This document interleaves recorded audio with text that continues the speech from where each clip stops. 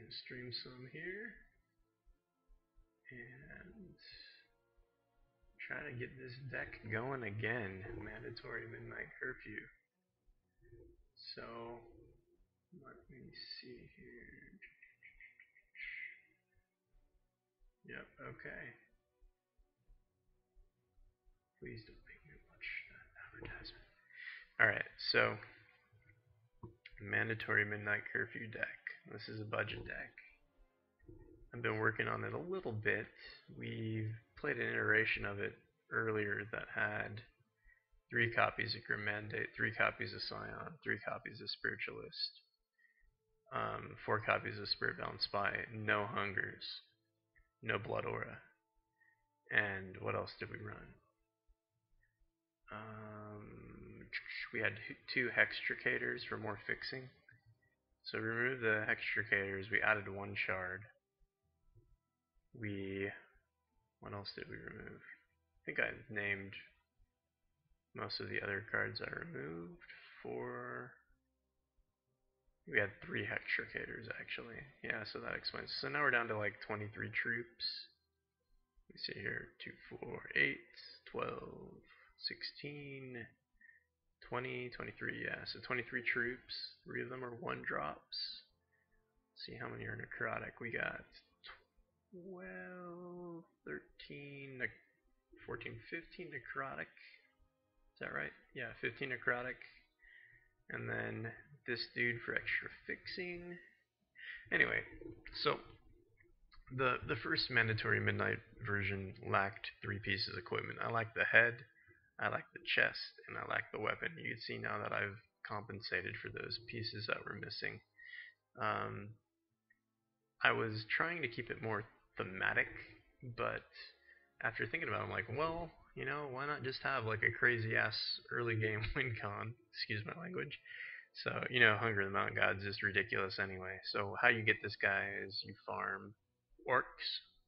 So this deck can be pretty easily farmed. Play 4 orcs in the campaign, get them past the second bridge into the first town, and you'll have 4 Hunger of the Mountain Gods. Not necessarily his equipment. You're gonna have to farm in another way to get that. Farm 2 necrotics, past the second bridge in the first town. You'll have 2 Grim Mandates. So that's 2 pieces of the deck that are easy to obtain. There's a lot of commons in this deck. There's not. Let me see, 12 uncommons. Shard calls, I believe, common as well. Yeah, so 12 uncommon. That's 11, 15, 18 common. And a lot of the commons are from the more recent sets, so they should be super cheap. And then we're playing 4 Spectral Acorn, which is what, about 800 goldish right now. Super cheap to buy. And once you have 4 of these, you should never have to pop them. So we're not playing them for popping. You're going to see these in all of my PvE decks. Like, I'm always going to run 4 Spectral Acorn. And there's a good reason for that. The card's amazing. You just play it for free, you draw another card. And it gives you a way to play it, to pop it if you really need to. And only situation I would consider that is maybe against Zarlox or Uranus, but otherwise I wouldn't even do it. So anyway, Shard Call, one of the reasons why we're running the equipment on this guy is that it thins our deck. So it actually searches your deck and allows you to put a shard into your hand. And this is like a real budget option of very good and easy resource thinning. So we have 8 cards in our deck right away that are basically cantrip cards. Like, this does cost 1, but it's still kind of a cantrip card because it takes another card out of our deck. So these 8 cards basically allow us to have a 52 card deck. That's basically what's happening here. So we have 20 shards in our 52 card deck, and we have 32 other cards, which are these guys. 23 of those 32 cards are troops.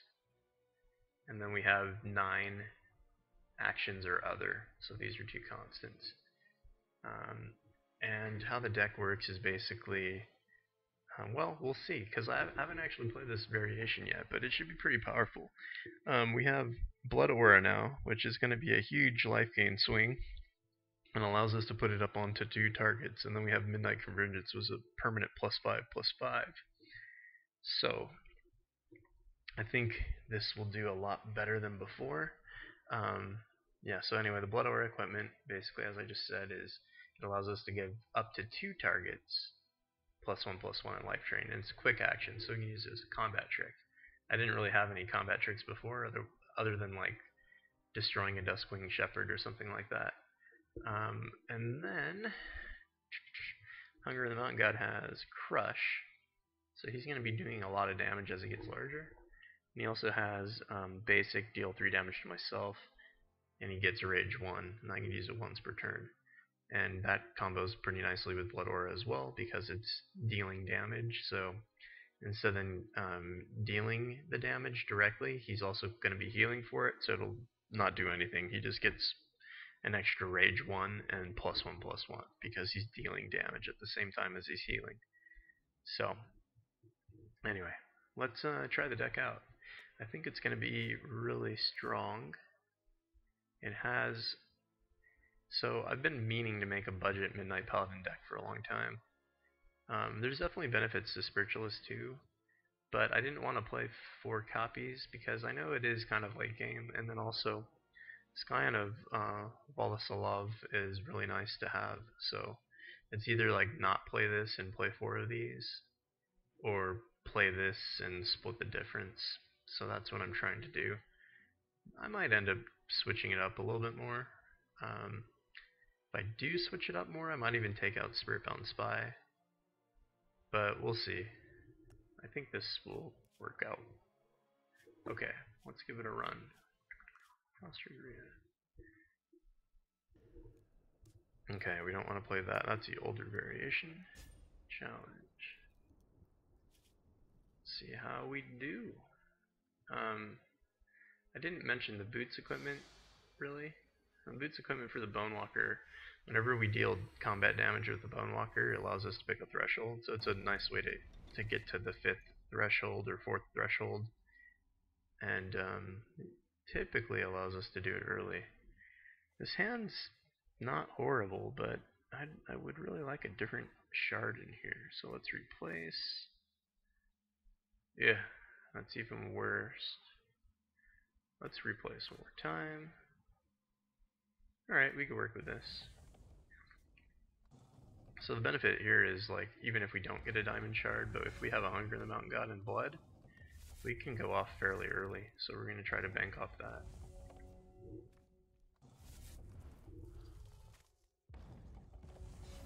Let me know if my voice is low. I had a problem with my stream the other day. I think I fixed my mic though.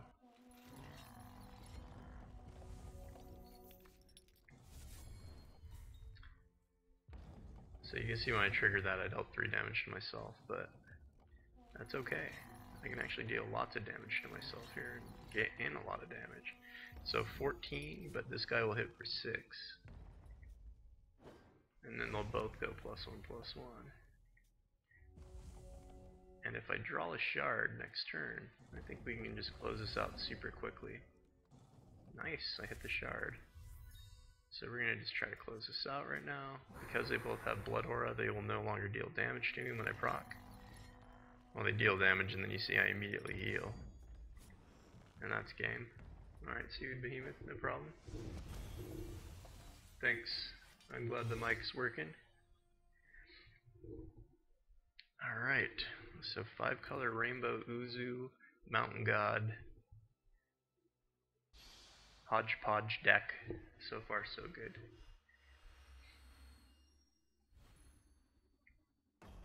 My wife pinged me, so I'm gonna have to get through the arena fast and go buy a lottery ticket, because apparently the lottery's crazy today. So I got a lot of early plays here. If I can just draw into a blood shard, we'll be in business.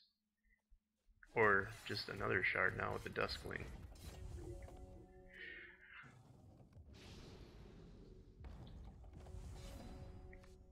Okay, that'll work. So we want to play the Duskwing here, and then if we do not draw Blood Shard next turn, we'll pop him for blood and throw a Hunger into play.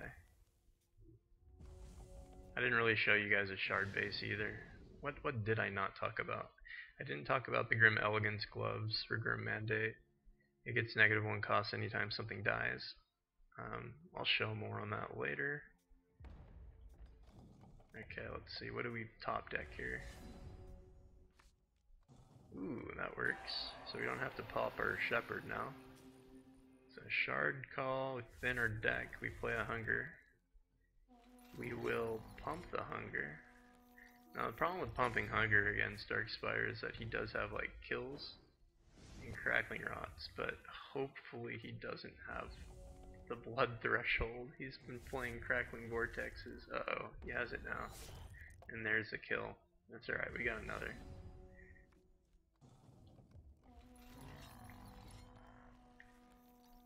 Also have Midnight Convergence here, so we can pump our Spiritbound Spy. Spiritbound Spy is a better target for Convergence because Phantom will get the buffs as well.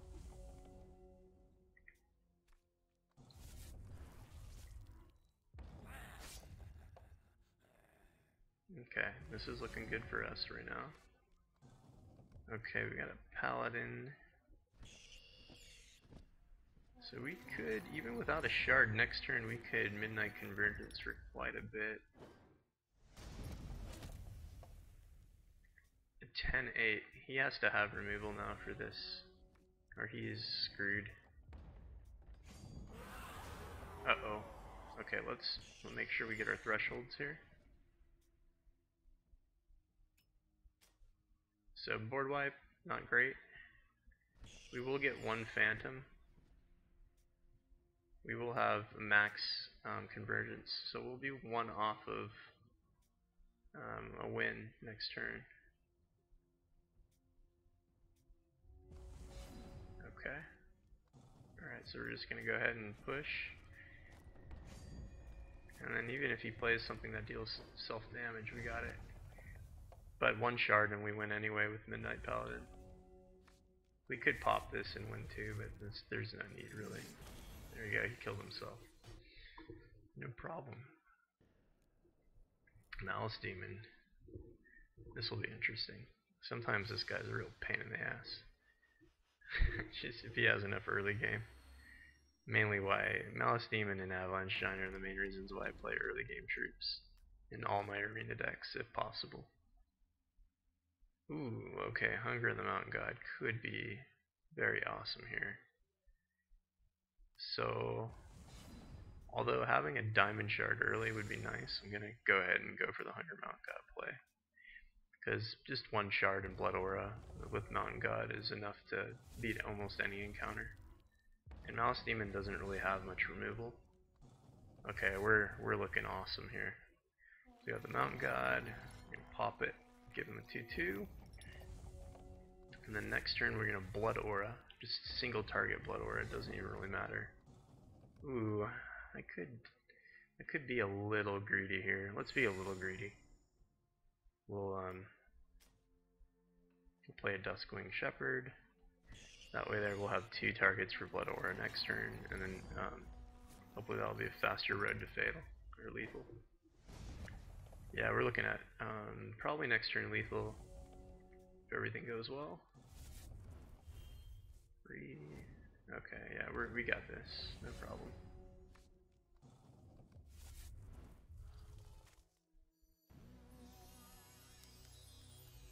And the Bone Walker, sweet. Alright, let's Blood Aura double target. I'll go ahead and play this guy for the hell of it. So we're gonna have, okay, yeah, 13 and 3. That should be just enough to push through for lethal. Yeah, even if he blocked the crush, would have gone through. And this deck is pretty darn fast.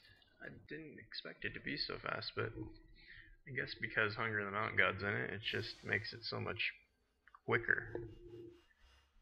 Anyway. Oh, because I am streaming and I have time to, and I have plenty of them, I'm going to give away 2 play sets of acorns after this for anyone that wants to enter a quick raffle. So we'll do that right after my arena run's over.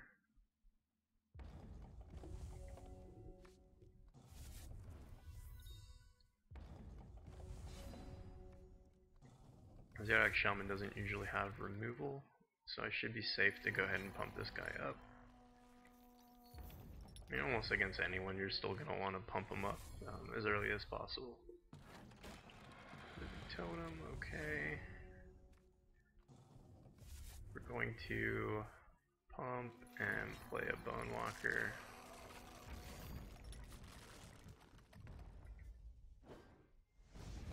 Okay, next turn we should be able to hit all 4 threshold. We'll see what he does here with his totem. Okay, that makes it so he won't do anything to us.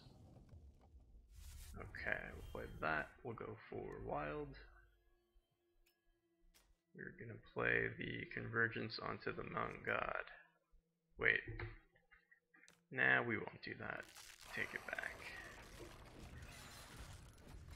He may actually block here. Might block the 4/4. I'm not sure. Nope. Okay, so we get Sapphire. He's at 2. I don't think there's anything he can do to stop us from winning the following turn.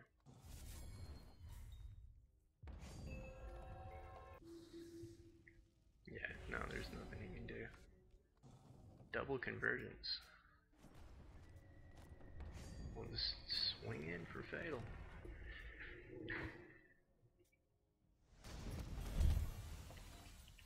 Not bad. Not bad at all. I mean, sure, it's not Armies of Moth fast, but it's still pretty fast. And it has more versatility. It's actually a cheaper deck to build because you're not looking for Righteous Paladins or... most of the cards are just a lot easier to farm. So this hand typically I would mull, but because 2 of the cards in it are Spectral Acorns, I'm going to keep. Likelihood of me drawing the shard I need is pretty high. There you go. I mean, I didn't get a diamond, but that's okay.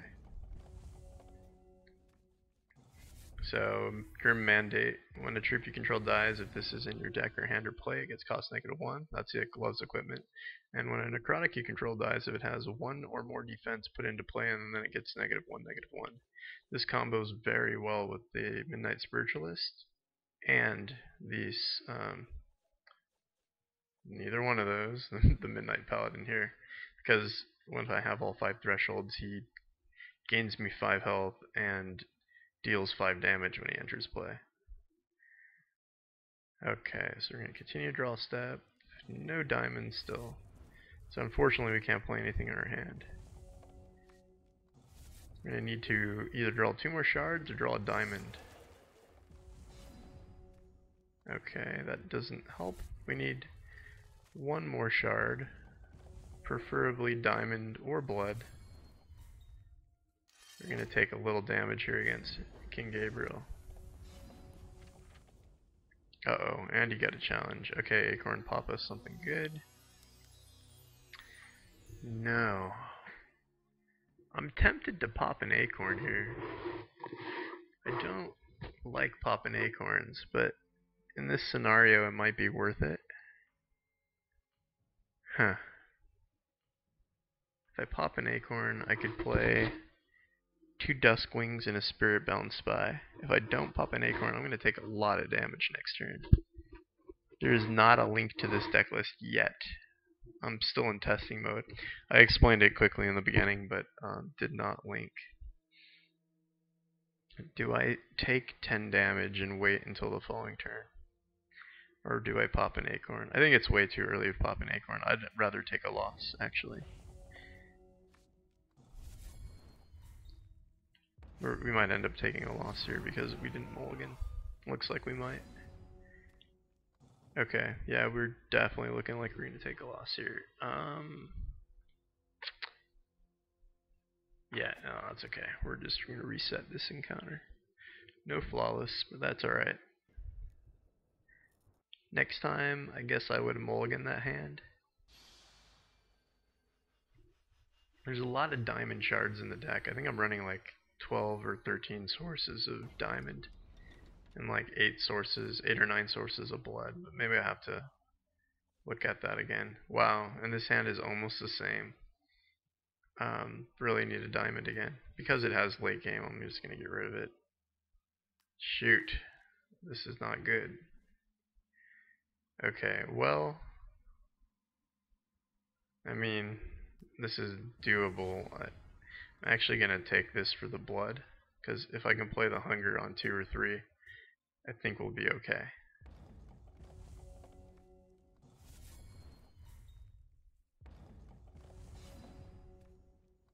Okay, let's get a shard, guys. Let's hit a shard. Uh-oh.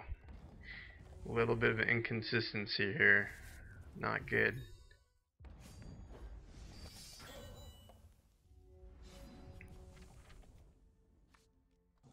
Oh no. Yeah, that headless executioner challenge is gonna likely kill us again. Come on, shard? Well, hell.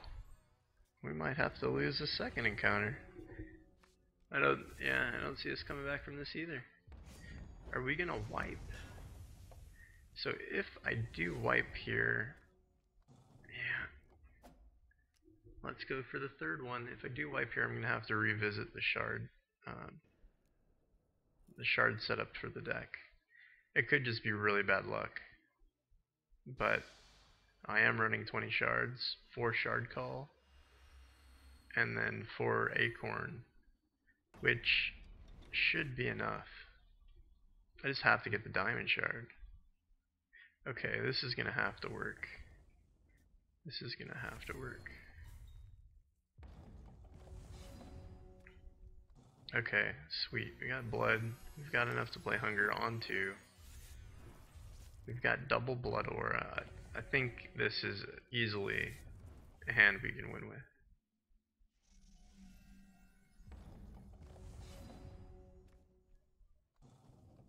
Alright, yeah. We're good. We are good. In fact, I think hunger with blood aura should be enough. Yeah, I think we got this. Ooh, and a shard call too. So we just need one more shard, any color, and we are in rainbow. And we're gonna start to heal quite a bit when we attack.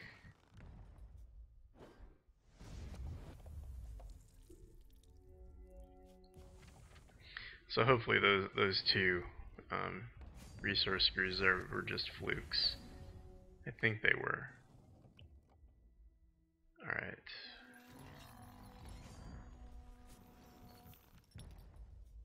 Looks like we're kinda racing King Gabriel here. We should be able to win in the following turn, depending on how much defense the troop he plays has. Yeah, he attacked with everything, so that's game. This is why Hunger the Mountain God is kind of ridiculous. He's like a one troop wonder. It gives a deck an out if the rest of the pieces of the deck are not going off.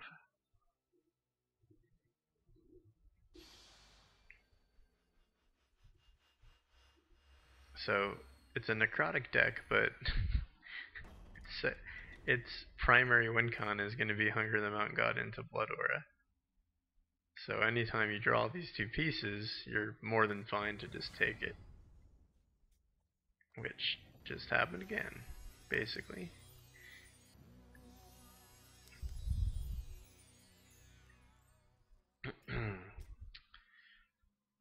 Not popping the acorns though keeps the deck at basically 52 cards. So it allows me to quickly cycle to my win cons. Alright, so we're gonna have a shard call next turn.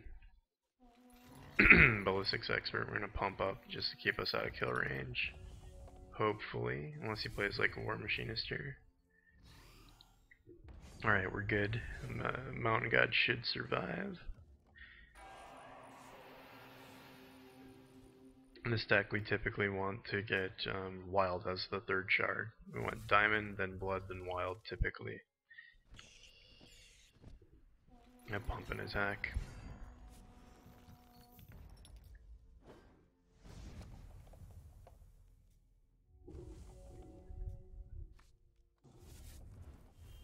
Okay, let's see what you got. Fleck, Scrapper, we'll block here.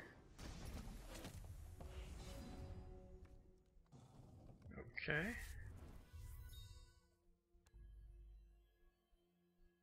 Fourth threshold doesn't really matter anymore. Skyon is in the deck, so I guess it doesn't hurt to go for the Ruby over the Sapphire. We're not really playing any Sapphire cards in the direct deck. Next turn we'll have a Spiritualist.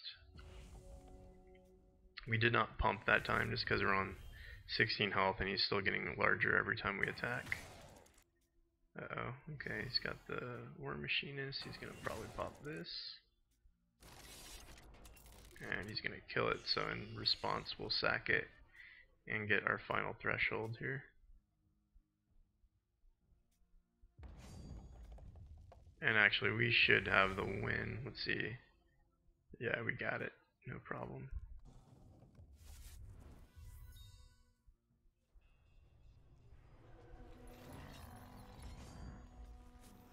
Swing and a win.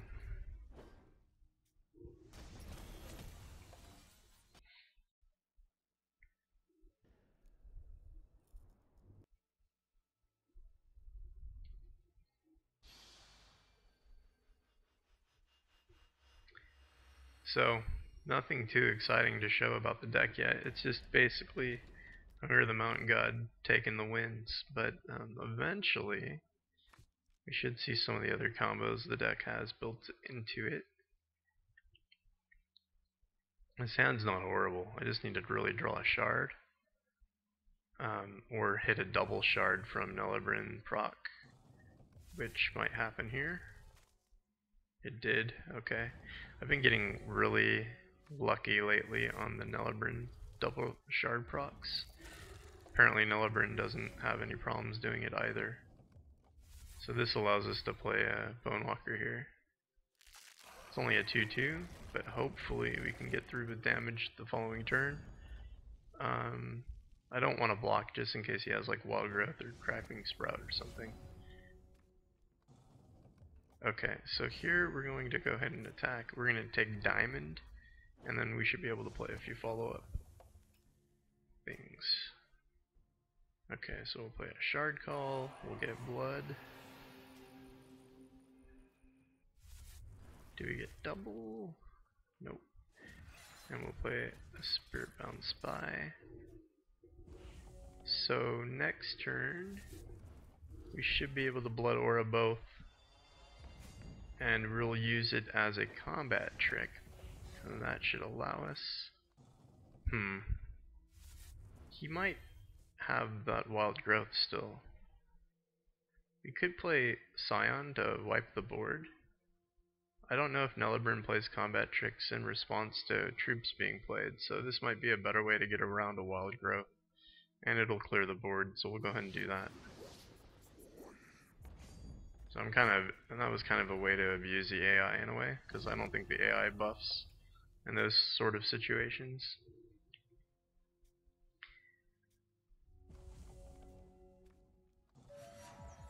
Okay, Puck.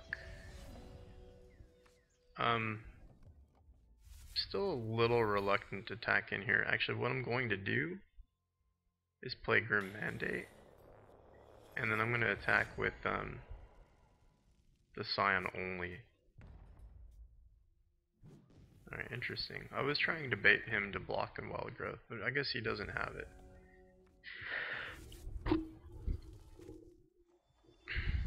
Okay. I don't want to block it. I don't care. I really just don't care. Okay. Well, that's nice to get. We're gonna go ahead and do this.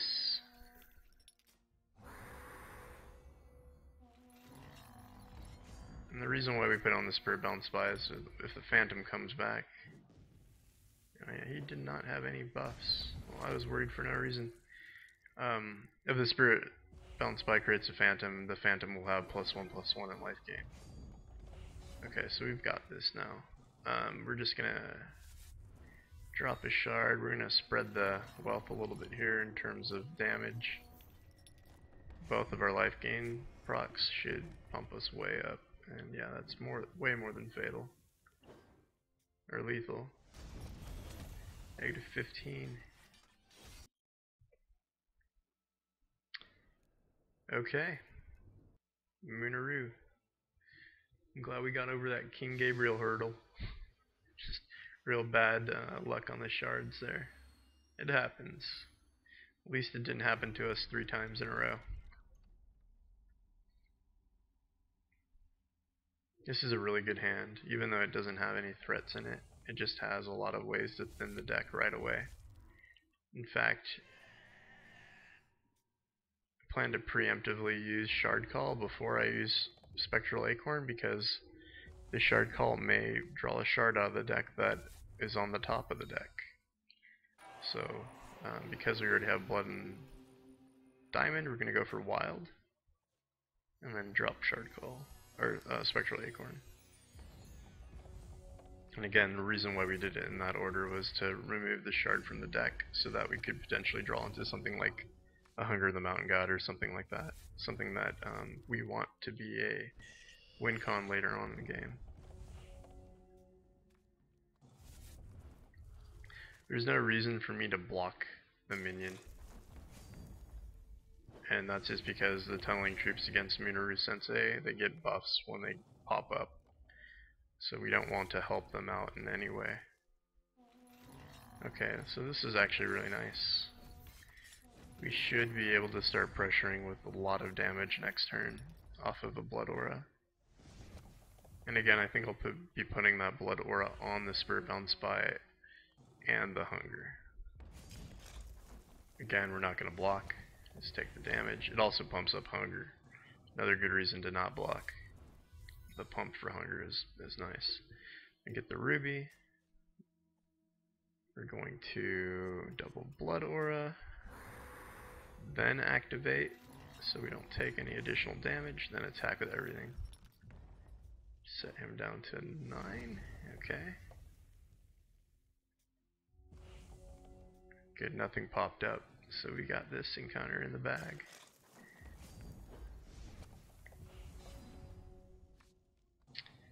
Oh sweet, well we finally drew a Midnight Paladin. Doesn't really matter at this point, but I'm just gonna go, I'll sack the Shepherd just for fun. We'll get the final threshold and we'll drop a Midnight Paladin here. This should also proc on, yep, so that procced on Hunger.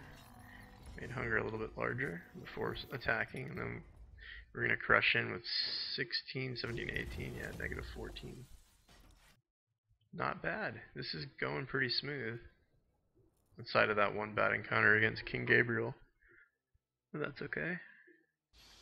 I think the tweaks worked, but like I said again, it's like once you put Hunger of the Mountain God in your deck with Blood Aura, you've made the deck a Hunger of the Mountain God deck. Even though that was never the intention. Anyway.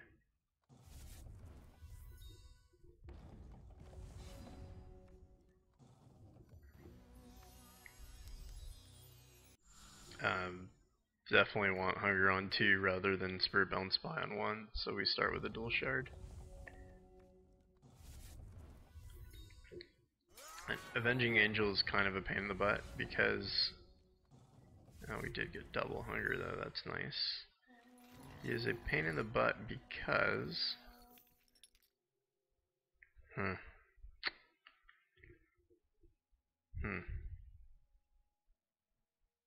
yeah, that is a pain in the butt. I didn't pump because we're gonna take 2 here. I mean, we could block. We could just block, but we'll take 2. We'll let him go up to a 3-2.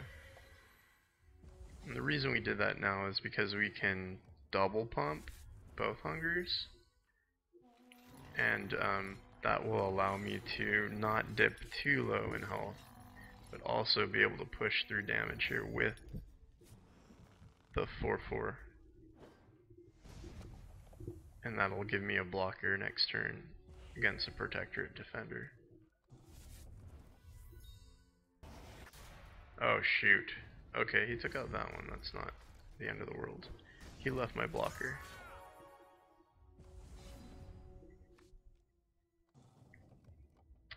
Okay. So again, we'll go for the wild first. And then we're going to play the Bone Walker. We're going to leave the Spiritbound Spy back as a blocker, and also I don't want to lose any more health here, so I'm just going to attack in with the Hunger the Mount God before pumping. So here you'll play an Angel. Oh, a Solitary Exile. That's not particularly good. It's okay though, because... Alright. Okay, so I guess the best play here is to attack with both. He doesn't block, so we're going to get Ruby. And now that we have 4 different thresholds, this is a slightly better play. He's going to deal 4 damage, taking him down to 2. And he's going to bump us up to 16. So next turn, if he attacks, we should win almost no matter what. Well, he will be able to play an Angel, though. Forgot about that. Okay. Do we have any outs? Might have to wait another turn here. I could just attack with the Bone Walker. He'll definitely block, though. He'll probably double block with, like, the Unicorn and the Cloud Knight.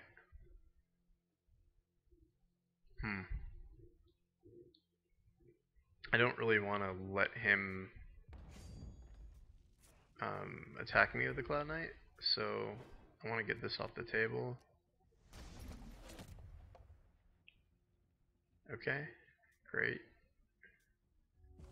I have a few different outs here. I might be able to show off some combos in the deck too. Okay, great. Oh, well that's nice. Man, that I win here, but it would have been nice if I had the last threshold so I didn't have to do this sack play. Oh, I'm an idiot. I could have done that in a completely different way. I could have played Grim Mandate and just attacked, and I would have won if he blocked the Paladin. Ooh, Zarlox. Okay, you really want to test out this deck, don't you? Zarlox could be a slight issue because we are using Shard Call and Spectral Acorn to thin, and thinning against Mill is not necessarily the thing you want to do. This is actually a really good hand though, so we're probably just fine. Ooh, and it's a Fulmination challenge. Wow, they're letting him play first. It's like all the things you don't want to see when you're up against the Zarlox. So with that said, I might hold on to this Acorn. I mean, I can play it now with no troops in play, but if it hits a Terrorantula, I'm not putting myself in a great position.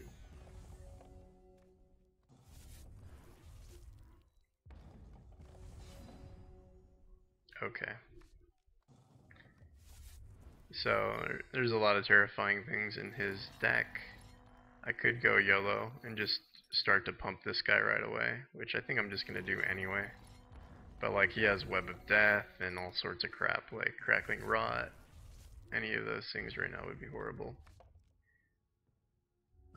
Wow, he did not hit a Terrorantula. Wow. I'm getting very lucky right now, so I don't want to really press that luck. So I'm going to play as safe as possible. I will continue to pump this guy just to get in as much damage as I can. But I do not want to play that second acorn yet.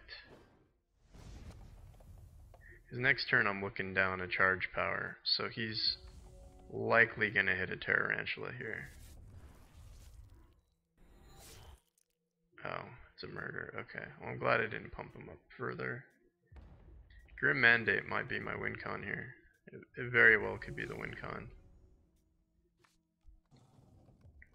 Alright, so we're lucky that we actually hit all 5 threshold by 4.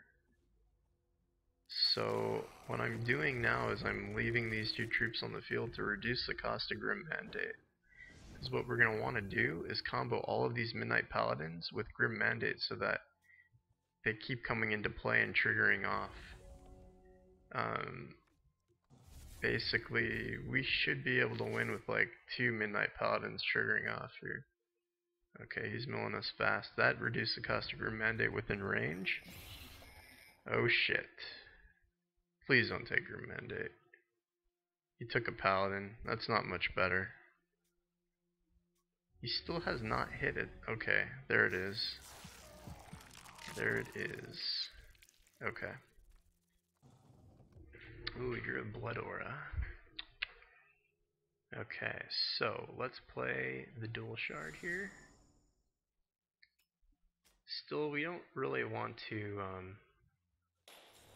we don't want to attack in. We want to have a chump for the Tarantula. I'm really hoping he doesn't have more hand denial, because we want these 2 paladins. We need to play these 2 paladins to win. Okay. Oh, he has the equipment, so we're going to take 17. Or we're going to go down to 10 here. Take 7. Okay. Oh, shit. Our deck's getting pretty low in size, too. It's a good thing we're not playing these Spectral Acorns. Okay, so we're going to play our Hunger of the Mountain God here. And we're going to play a Midnight Paladin. It goes down, it puts us up, puts him down. We're going to chump block with the Paladin next turn if he does not kill it prior to combat. Rockcaster would be pretty bad here too if he has it. No, he's just milling us. We only have about 1 more turn, so we need to make this happen quick. Alright. So we're barely going to survive.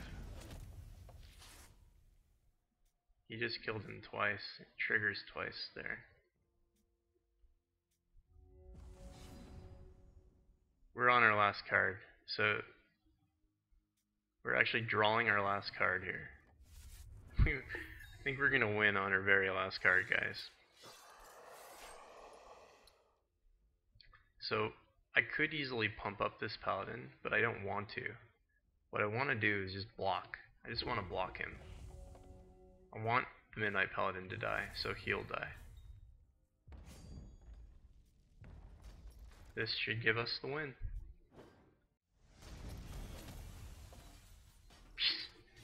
I've never beat Zarlox in such a way where I had no cards in my deck. That's ridiculous. But hey, we'll take it. So there the Grim Mandate and the Necrotic Tech paid off.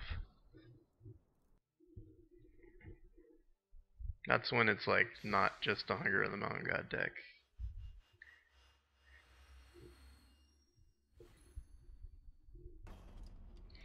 But we had to play that pretty smart, like not pop acorns.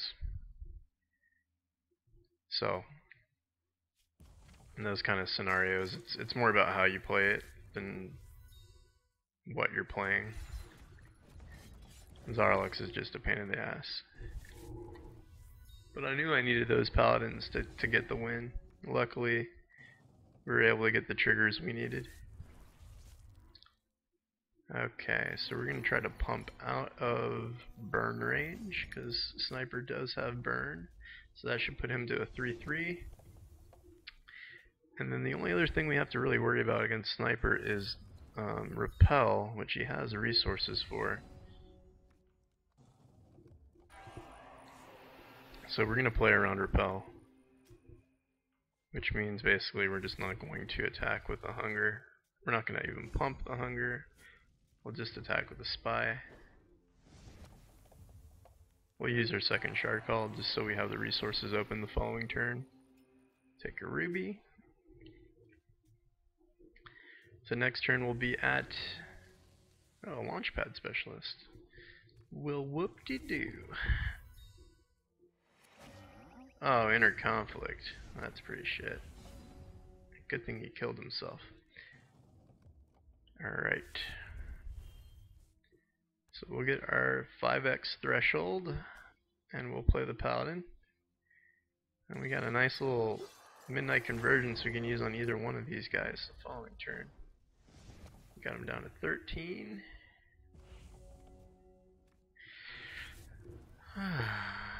4 diamond. Don't care.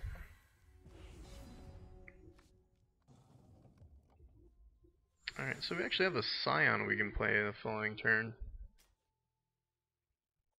Let me go ahead and throw... Which one do I want? I guess I want it on Paladin. He's already healing, so that works. Alright, so if everything stays alive in play, we're going to have a pretty nice Scion of Volasolov. Oh, even better. Oh, Sniper, you're going to get rickrolled right here. So because this is necrotic and this is necrotic and this is necrotic, when he comes into play he's going to deal 3 damage to everything because none of that is necrotic. So kaboom, board, and we'll take the win. Oh, cheeky. It doesn't matter.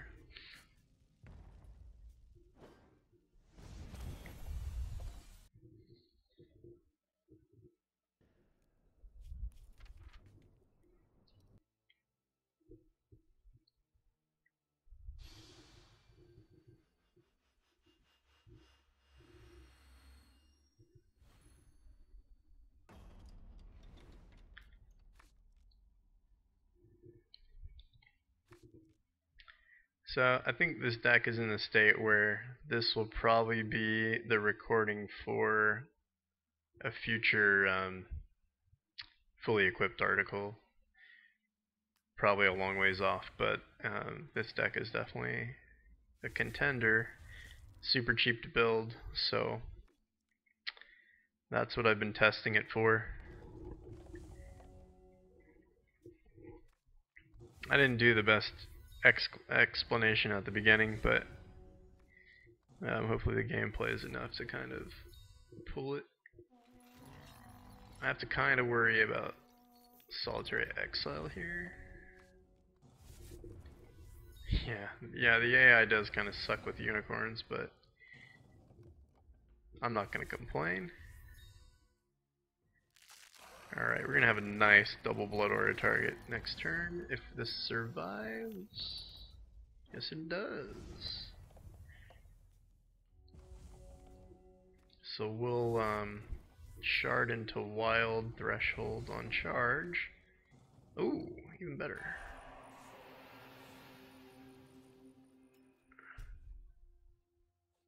Then blink. Double Blood Aura. Pump. Attack. Get that sweet sap. Oh, never mind. Just win. Whatever. Blood Sphinx. Ooh, it'd be nice to get a copied Midnight Convergence or Blood Aura here, or even Shard Call. Don't mind the early fixing, depending on the hand we get. I like having enough actions that Blood Sphinx gives me a huge benefit at the start. So this hand is fine, but like being able to have an action to copy at the beginning would be really nice. Oh shoot. Well, we'll just take the hand. This hand's better than the last anyway. We're gonna draw an action we wanted, right?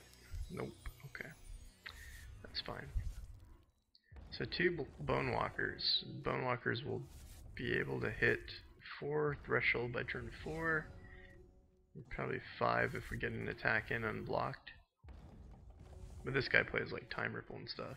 The nice thing about Bonewalkers against Blood Sphinx is he does play Murder, so Bonewalkers get around Murder. They don't get around Time Ripple. So next turn we'll get a Diamond Threshold. That's fine.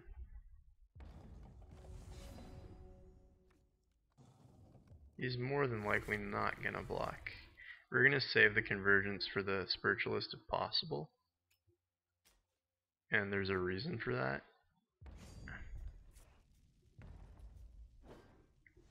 I still have to be slightly mindful of Extinction.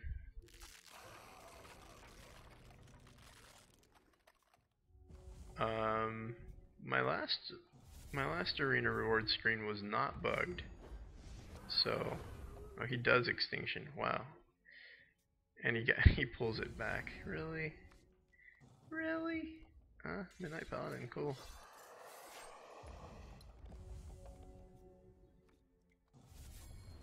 Let's see what he does here. Okay, plays Assault Harpy. We'll go ahead and pop the Acorn. We get our 5th shard. So I think I will attack. And we will bait the Extinction here. And the reason why we don't mind losing both of these troops is because we will get a bunch of Phantoms. He plays Relentless Corruption instead. Okay. Okay. I didn't really want to have to do this. Oh well. I mean, I guess I could have waited. And now for sure he's going to Extinction. We're not going to play the Duskling. We'll still get the Phantoms and be able to hit for 5. But, oh! Okay, we'll take the win. That works.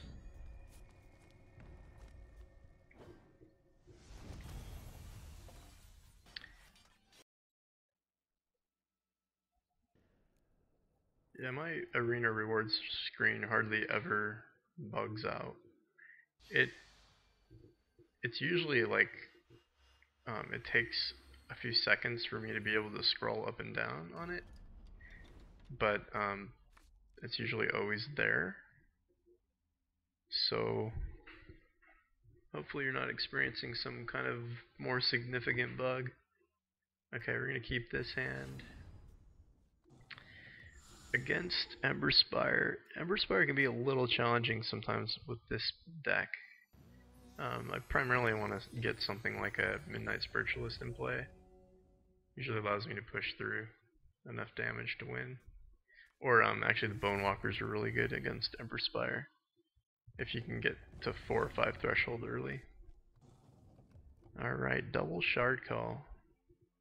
So we'll go ahead and just play 1 Shard Call now. And we'll get the Wild.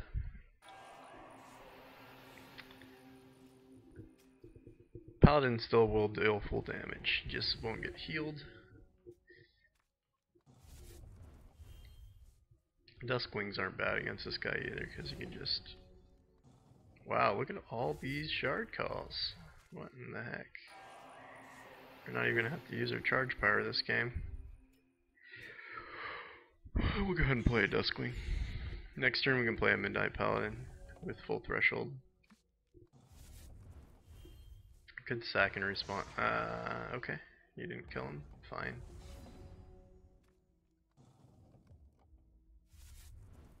So we'll keep the Shard Call in hand for now. It is deck thinning, so we have to keep that in mind. Got Emberspire down to 12. We're at 18.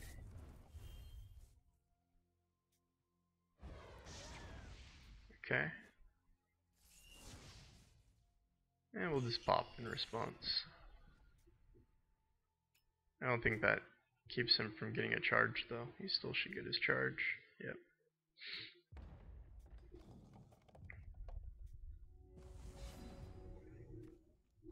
Okay, sweet, we got a Bone Walker. I think he's played at least, no, I think he's played 2 Rage Fires though, so that could be bad if he draws another and one-shots the Bone Walker.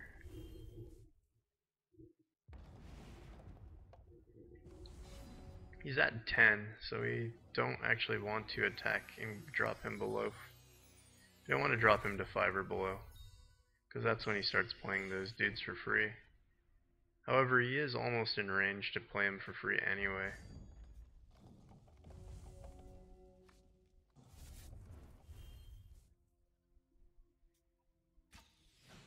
Oh god.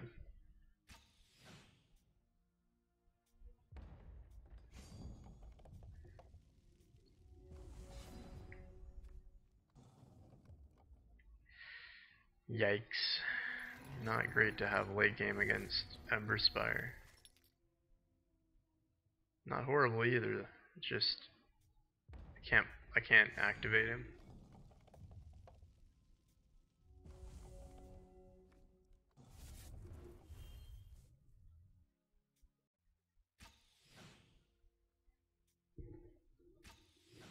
He's actually pumping up my hunger quite a bit here.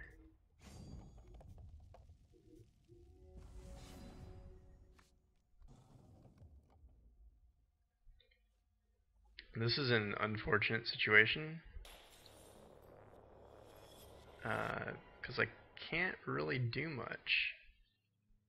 I mean, I guess I can attack in with the Duskwing here. Hit for 1. I probably should have done that the last turn too.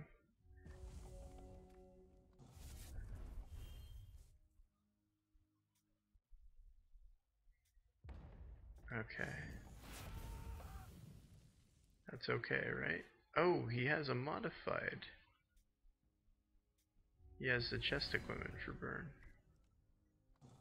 Okay. Oh, wow. It's only going to deal 2 damage, though. That might be enough.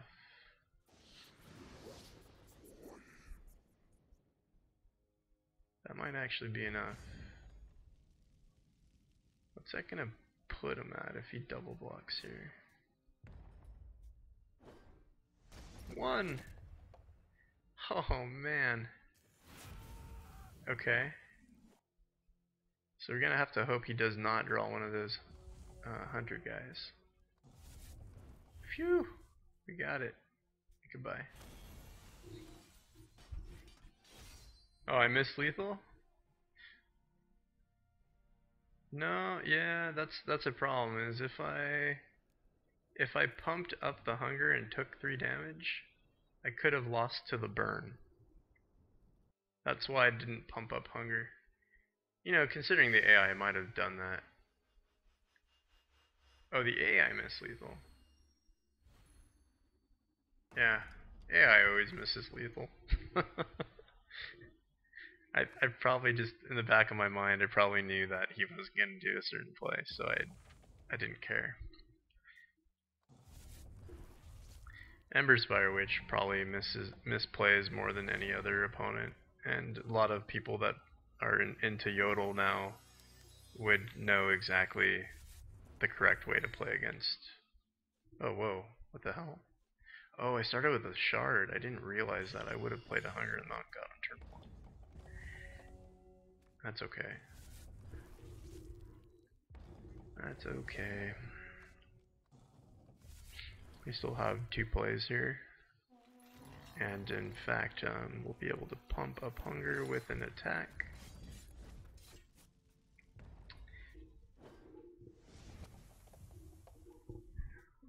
We should have a 4 to 5 threshold Midnight Paladin on turn 4.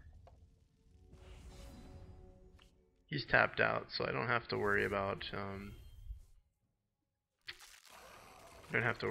being able to kill the Mount God. Get him with both. Okay, we got an 8/6 Mount God that has Rage 2. So we should have Uzume, no problem. Some healings.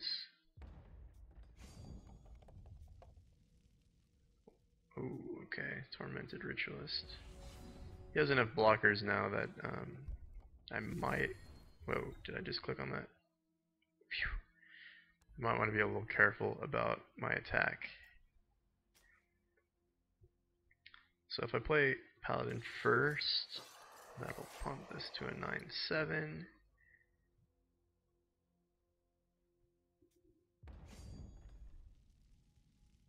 We'll just attack with a flyer. Yeah, it's super helpful to know how the AI plays. I mean, I guess I know better than others how the AI is going to respond because I do a lot of arena just for fun. A lot of people don't find arena to be as fun as others, but yeah, knowing how the AI is going to play against you is a real large part of whether or not you're successful in the arena.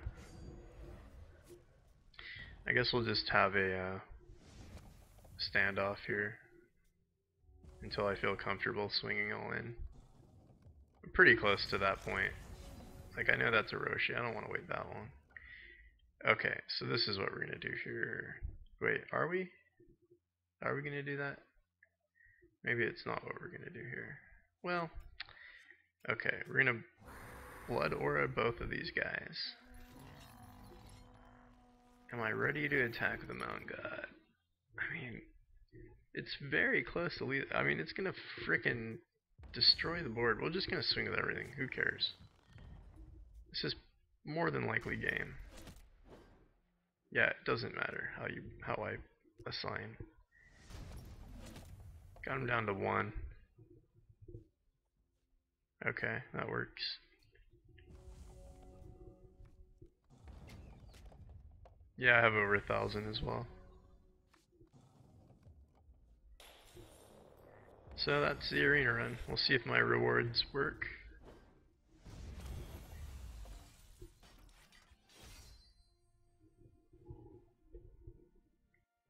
There's so many different ways to build decks that can successfully get through the arena.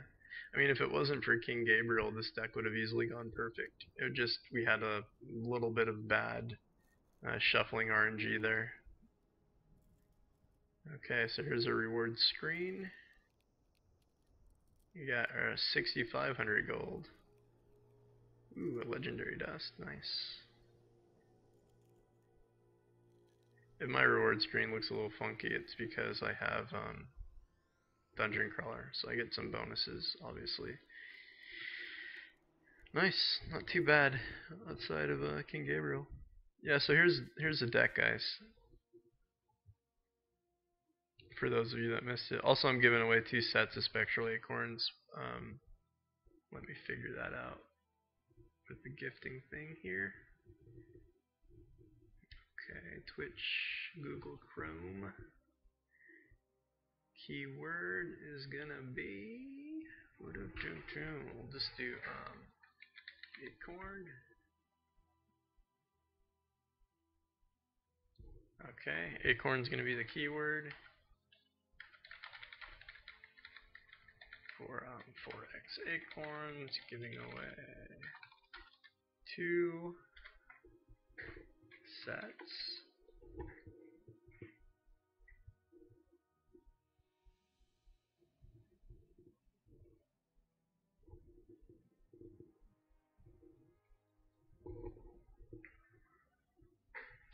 Oh, and let me sort. So you see the shard base now for the deck list before I end the stream.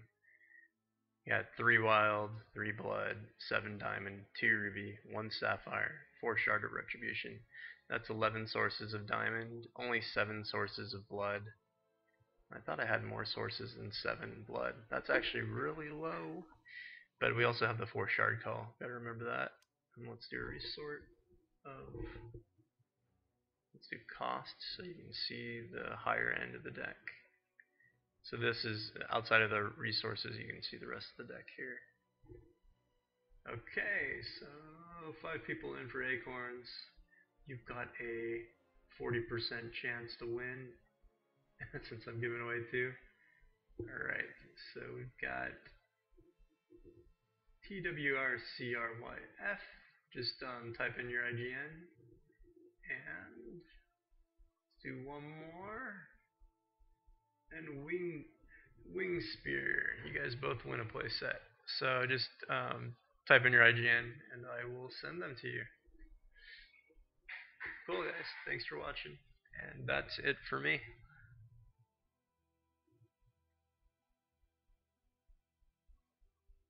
Yep, this is Budget Necrotic. Mandatory Midnight Curfew.